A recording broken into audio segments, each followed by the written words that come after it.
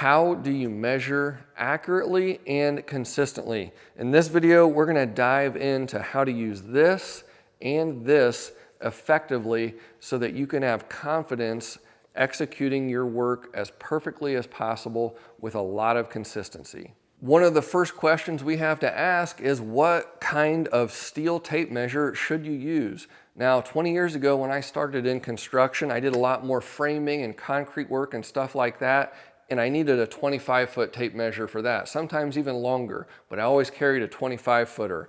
Once I was consistently into finished carpentry subcontracting, I switched to a 16-footer. Why?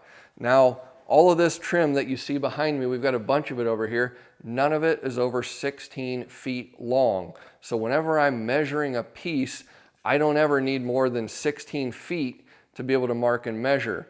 If I need to take a measurement that's over 16 feet, I'm always going to be using my laser tape anyways.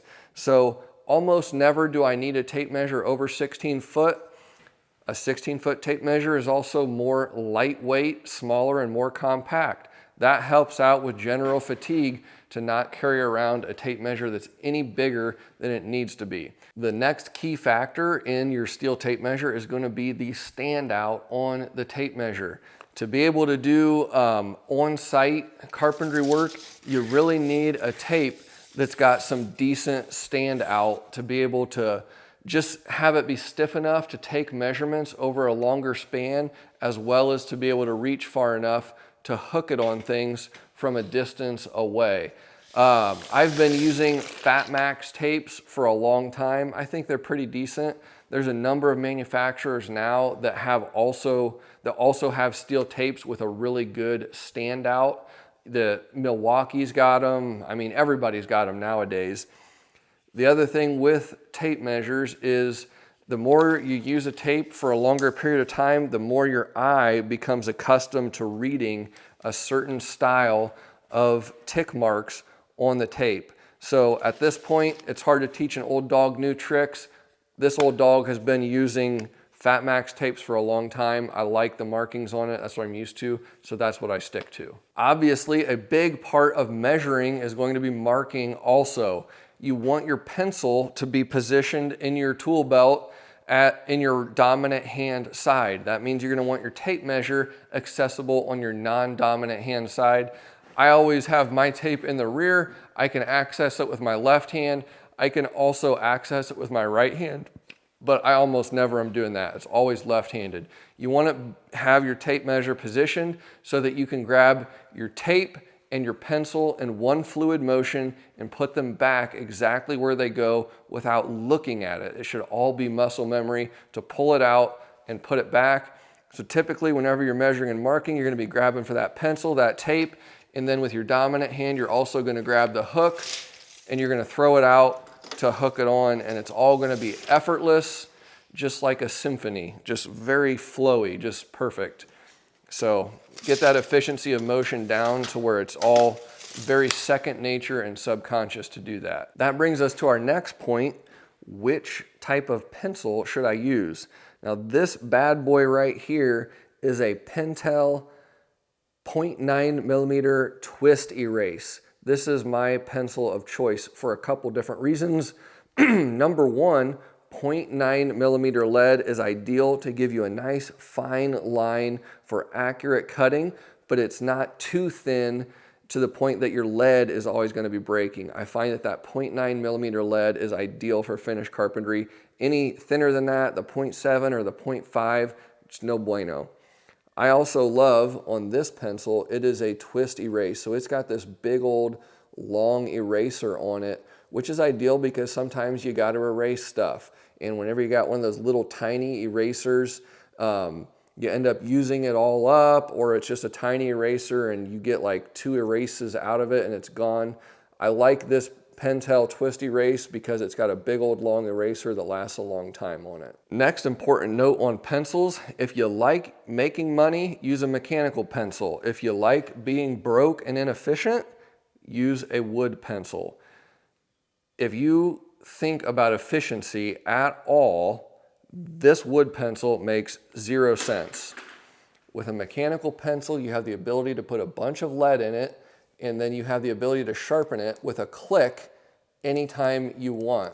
Whereas with one of those wood pencils, you've used up your point, you've got to stop and sharpen it. You might be holding something up in the air, you go to grab your wood pencil, you don't have a point anymore. Whereas with this guy, you can just click it with one hand and you're good to go. Wood pencils make no sense to me at all. Nothing says paid by the hour more than whittling on a wood pencil. I mean, how absurd is this to get a point? There we go. Whereas, you know what you could have done? Click, click, done. By the way, as a side note, obviously big fan of the 0.9 millimeter, but sometimes you need to maybe make some big writing on some subfloor that's going to be really rough or right on a wall, and you need that thicker lead. These Pica pencils or these larger mechanical pencils, there's a couple different brands that make them, are really nice as well. And again, you can just click it out as you need more lead. You don't have to stop and whittle on it for hours on end. And I get it. I know I'm going to get some comments from guys who are saying, well, I can sharpen a framing pencil in 2 seconds flat. Well, that 2 seconds flat, I can do my mechanical pencil in 0.02 seconds flat. And if you understand compounding over the course of your career, it's all about those micro gains that are going to make you a lot more money and make you a lot more successful. So anywhere I can gain time and efficiency, I'm going to do that. And a mechanical pencil is an absolute no-brainer in my mind. Next question is probably going to seem like common sense to a lot of you, but I actually get asked this a lot. Whenever you're marking, you make your pencil mark, do you cut the line to leave the line, split the line, or take the line? I actually get asked that quite a bit. And the answer is always you split the line. You never take the whole line or leave the whole line. Whenever you're trying to mark a measurement, you're trying to make your mark dead center on that measurement, and then you are trying to make your cut dead center on that line. Why is that important to mark and cut dead center on your line? Because whenever you mark with a pencil, sometimes your line is inevitably going to be thicker than others, but you can still always cut accurately if you're marking at the exact center point on your measure, and then you're cutting exactly centered on that line no matter how thick it is. In theory, I can cut accurately whether I'm using a 0.9 millimeter pencil or a big framing lead pencil, as long as I'm cutting exactly to the center of that mark. Next key thing to understand about measuring accurately with a steel tape, a lot of you I'm sure know this, but the steel tape has an end on it that has play. See how it moves back and forth?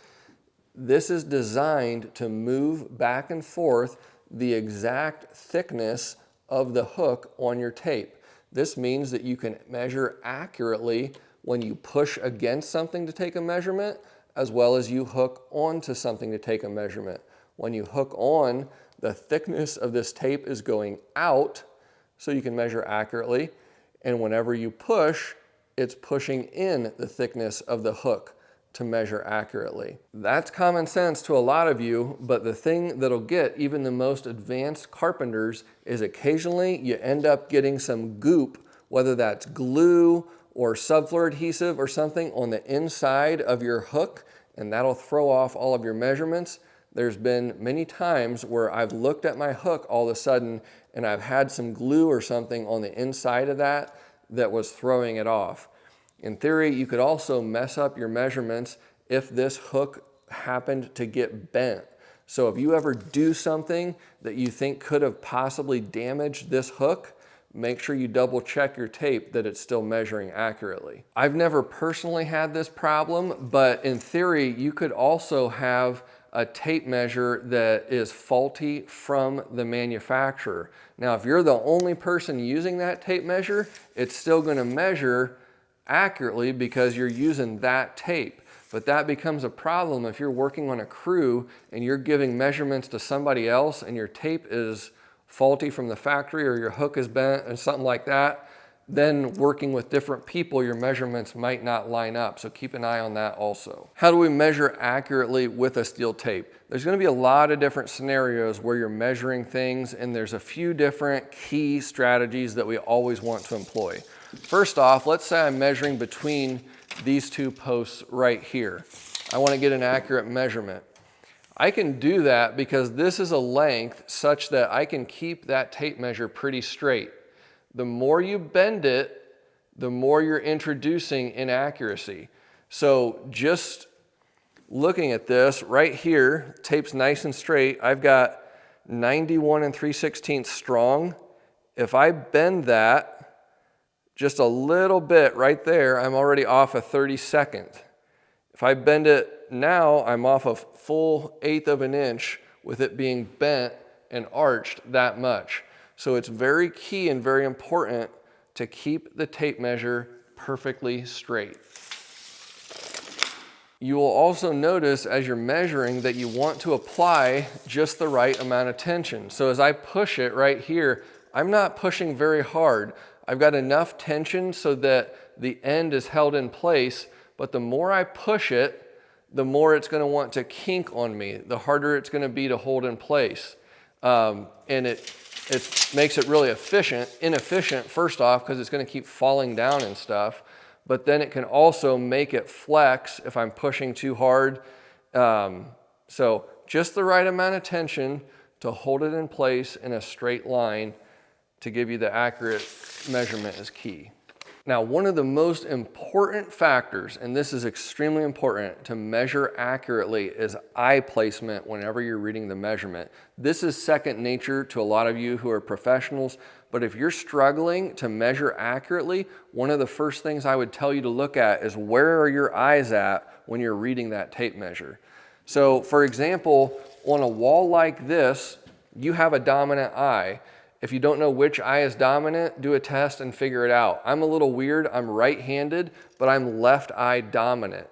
So when I measure this, if I'm standing over here and I'm trying to look at the tape measure at an angle, that creates that weird parallax effect or whatever, but it's going to make it very hard for me to read that. Where I want to have my eye is with my left eye directly in line with the plane of this outside wall, so that I can read it accurately. Now this is still a little bit of an awkward way for me to read this measurement. What I would prefer to do is to actually pull from this side and read it like this, because it's easy for me then to line myself up with my left eye straight down this wall to get an accurate measurement. Now let's demonstrate this with the camera lens representing my dominant eye.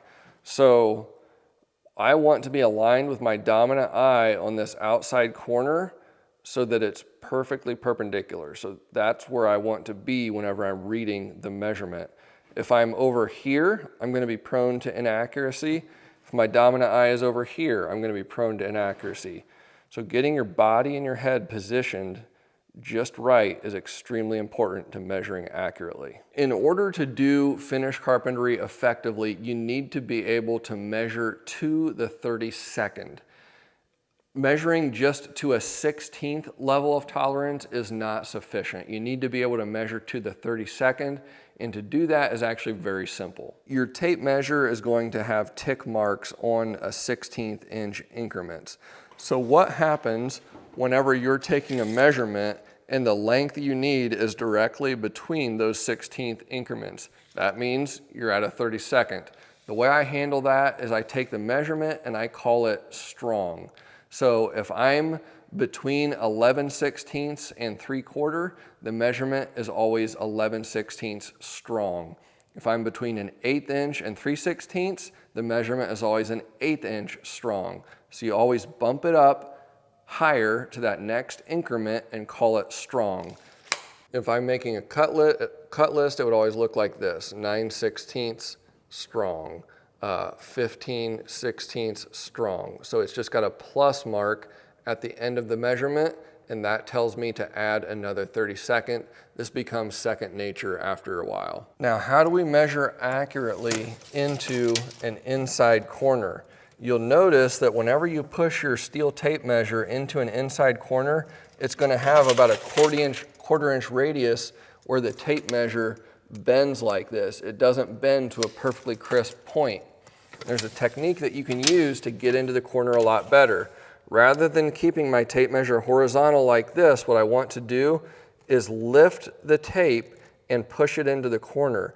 And that's going to cause this top edge to bend into the corner much tighter, and you can get a much more accurate reading. Same applies if I want to read the bottom edge of the tape.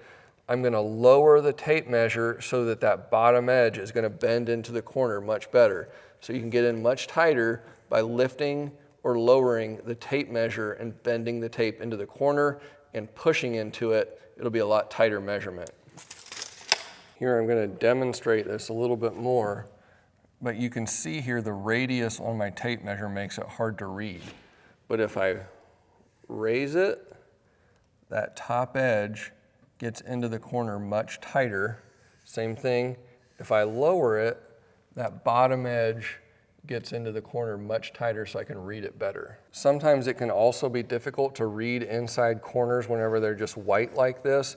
If you really want to be able to get an accurate reading, take your pencil and make a line directly in the center. It'll naturally find the center of the corner. And then what I find is it makes it easier to read the measurement right up to that pencil line versus having just a white corner. Now, what if I need to measure something or mark something that's got a 45-degree corner on one end to where I can't hook it on?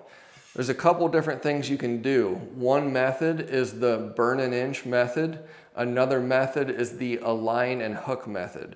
So first thing I'm going to show you here is the burn an inch method. So if I want to know what the measurement is on the inside of these miters, something very simple that I can do is pull the tape out. I might lock it, and then I'm going to align the 1 inch mark exactly on that inside miter. This is what we call burning an inch. So I'm aligned on the 1 inch point here, and as I come over here, I can read my measurement. Now this is 31.5. The tricky part is I always have to remember to burn an inch. So this measurement is actually not 31.5, it's 30.5. The unfortunate reality is the average carpenter will miscut things somewhere between 1,000 and 10,000 times over the course of their career by forgetting to burn an inch. So it works, but it'll get you every time if you're not careful. You really have to be careful anytime you're burning an inch to make sure that you either compensate one way or the other with that inch. Now, another great technique to know when measuring and marking is the align and hook method. So one nice thing about my custom miter saw wings is they've got these crown stop tracks at the end, which makes it great for using this method. What we're gonna do, because we can't hook on to the inside of this 45-degree miter, I'm gonna align the inside of that miter with this edge on my T-track here, which I can hook onto. So that's aligned. Now I can hook onto that, pull my measurement, and I can see that I'm exactly 30.5 to that other end. That most of the time is going to be used to measure and mark something. It's especially handy for mitered casing. So in this case, if I needed to cut a headpiece for a mitered casing, I'll cut this end first, align it over here with my T-track, pull, mark, and then I can cut. Hopefully you guys found this video helpful. If you've got more questions on when to use a steel tape versus a laser tape, or any other questions related to measuring and marking, drop them in the comments below and I'll try to address them at some point. It gives me, whenever you have questions and you comment, it gives me ideas for videos and helps me understand the pain points that are out there. So thanks for watching. We'll see you in the next video.